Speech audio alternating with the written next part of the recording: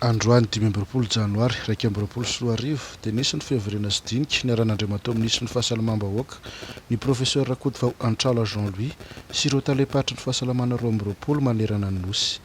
Izany dia tanterahina eny amin'ny foibe toeran'ny fandaharana asa nasionaly iadeny amin'ny Tazomoka eny Androibe. Ny amin'ny lalana ho alentsika zany indrindra fa ity 2021 ity. Ny ministère fahasalamam-bahoaka dia manatanteraka antsakany sy andavany ary manontolo ny vision izay napetraka iny Andriamatoa filohan'ny Repoblika dia Andriamatoa Andrinirina Rajoelina zany. Ary izany fanatanterahana zany dia nosoritany manokana ato anatin'ity ministère fahasalamam-bahoaka ity dia nomeny antsika ny velorano fahadimy izay fiterahantsika dia ilay fahasalamana ho an'ny rehetra ary tsy hanavahana sokajy taona izany. Io zany no azo lazaina hoe amitsinana an'ilay vision ngezabe izay hoentiny. Amin'ity taona ity hitantsika ilay kabara izay fiatrehana ny taom-baovao izay nentin'ny Andriamatoa filoha fa ity taona 2021 ity dia ho apetraka antsika ny taonan'ny asa ary taonan'ny fanarenana ary taonan'ny fanorenana. Izay zany no hitondrahantsika zany ny zavatra rehetra mihitsy taonan'ny asa ary taonan'ny fanarenana ary taonan'ny fanorenana. Tafiditra tsara amin'ny fanatanterahana andreo ny efa napetratsika zany ny amin'ny hoe soritsoritra amin'ny ankapobeny ny amin'ny zavatra ataotsika dia ohatra mampatsiahy aina ankehitriny. Voalohany dia foto-drafitr'asa. Atsika dia hanorina foto-drafitr'asa vaovao. Ho jerentsika kosa ny foto-drafitr'asa sasany izay mila fanarenana ataotsika zany. Faharoa dia tsy maintsy mijery ny fampitaovana. Tsy eo fotsiny foto-drafitr'asa fa misy fampitaovana ao anatiny ao. Ao zany ilay ataontsika hoe mitety frantsay hoe équipement, ao koa ny matériel ao anatiny ao. Apetraka antsika tsara zany paikady rehetra zany satria raha hita efa hatramin'izay tamin'ny fanjakana teo aloha rehetra fandimby dia vita ny CSB ohatra CSB 2 anankiray dia mipetraka eo tsisy ninina ao anatiny ary izay mihitsy ny rahan'ity fitondrana fanjakana ity ary tsy azo ekena intsony zany amin'izao fitondrana ankehitriny. Zany hoe manao trano dia mipetraka eo fotsiny fa tsy maintsy misy ilay atao anatiny dia ny équipement sy ny matériel na ataontsika hoe fampitaovana.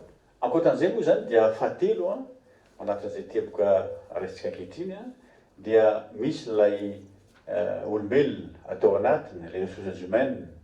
Tsy maintsy anaovantsika ezaka manokana eo ary ny tena tsara ary izay mampanara-penitra ireny zavatra tokanana ireny dia vita amin'ny foto-drafitr'asa eo fampitaovana ary avy hatrany dia miasa satria misy olombelona izay efa vonona tandrify azy ireny.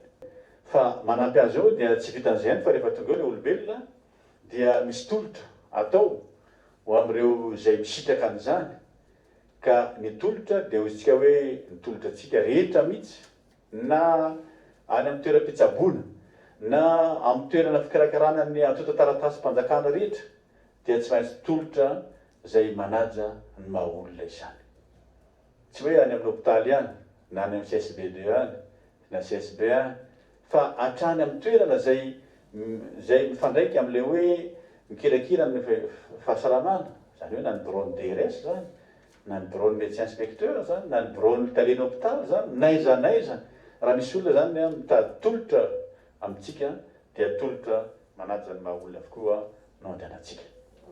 Manaraka an'izay dia ilay azo lazaina hoe ngezabe koa izay fotoana fanjakana amin'izao dia mivoy an'izany dia ny ady amin'ny kolokolo zany.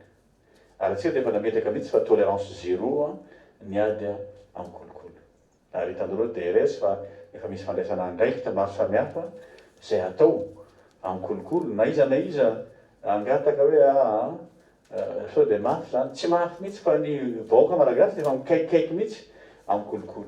Ary io dia tsy ny mpiasa ihany fa na ny DRS na ny médecin inspecteur izay an-tanan-tohatra rehetrarehetra mihitsy. Tsika eto moa zany dia DRS ampiasantsika zany circonscription nareo dia tsy maintsy foanana tanteraka ireny kolokolo. Ankoatran'izay moa zany dia misy azazaina hoe anankiray zay ngezabe zay idirantsika koa zany ao anatin'ny mbola lalan-kevitra resantsika aty dia mahakasika ny natao hoe couverture santé universelle. Mbola manano sarotra izy io kanefa tsy maintsy maroso amin'io isika ary Andriamatoa Filoha Repoblika dia efa nametraka an'ilay hoe premier soin misy fond zay natokana mihitsy ho an'ny hôpitaly lehibe reny ankatrany amin'ny CHD raha tsy diso. Zay zany ilay azahoana hoe karazana visiontsika indray zany amin'ny fanatanterahana ireo zavatra maro samihafa zany ombony ministera amin'ny fanatanterahana le velorano, fanatanterahana le asa fanarenana sy fanorenana izany. No amafisin'Andriamatoa Minisitra ihany koa ireo leitmotiv hitondrana ny ministera dia ny fananana vision sy anticipation, ny fiasana aingana, ny fanaovana suivi et contrôle physique. Miasany isan'andro dia ataoko hoe visionnaire zany olona zany. Isan'andro zany dia misy zava-baovao entiny ao ampiasanany, isan'andro dia manan-katolotra, isan'andro dia manan-katolotra ho fampiakarana ny toerana rehetra izay misy anareo tsirairay avy, misy antsika tsirairay avy. Faharoa zany dia ny fandehanana miasa aingana. Ary ankehitriny zany dia mbola veriko foana hoe tsy fotoana intsony fitavozavozana. Tsy fotoana intsony ny hoe fialatsiny fa satria zany mbola tany ananina fa nisy an'izao sy n'izao sy n'izao. Raha tsy maintsy mandeha any ananina ianao satria nisy an'ity sy ity dia tsy maintsy nantisipenao daholo ny zavatra rehetra. Tsy misy intsony zany izay fialana andraikitra zay. Manaraka an'izay dia resaka Covid ity zany. Io zany dia tarihana mihitsy isika. Tsy andro fotsiny ny missionnaire alefa ny Andriamatoa Minisitra i-renforcer-tsika. Misy ara tokony ataontsika. Tsy tokony hiandro mihitsy isika. Ary io zany dia ampirisioko mihitsy fa tsy maintsy miara-miasa amin'ilay partenaire any nareo. Tsara foana no manome ny vaovao ho antsika rehetra dia marina fa mbola misy ihany etseroa mipoitra fa nazany tsy zany ary dia azo lazaina hoe miaka-midina io ihany zany ny isa. Marina fa ao anatin'izany fiakarana zany dia mety mitaintaina isika ary ataoko fa ankehitriny dia tiana mafy foana ary amafisiko entona fa raha manaraka antsaka ny tsy andavany isika ireo fepetra sakana rehetra, ireo toromarika rehetra omena dia ataoko fa azotsika atao no miala amin'ny fiboana. Ary averiko foana zay satria ny fiboana anie dia misy fiantraikany amin'ny lafiny ekonomika antsika, misy fiantraikany amin'ny lafiny sosialitsika sy ny sisa sy ny sisa.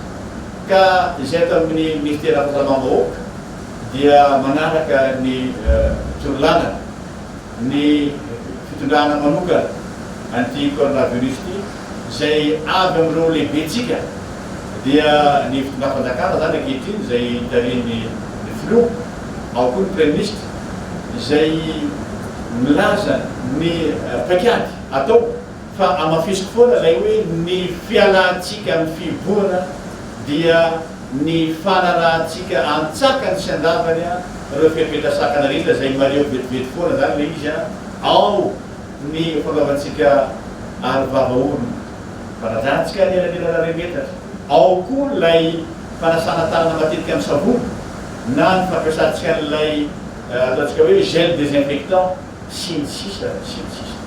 Fanarahantsika ireo fitsipika maro samihafa izay apetratsika ary ataoko fa atsika rehetra tokony andraikitra na any amin'ny faritra maro samihafa anatin'ity nositsika ity izay mety faritra romborompolo dia entanina zay moa dia maritana mpiasa fahasalamana mihitsy mba andray andraikitra ary hiaraka amin'ireo olom-boafety, hiaraka amin'ny olom-boatendry efa ao raha teo koa ny fandalinana izay ahitana le CRCO izay fahitatsika.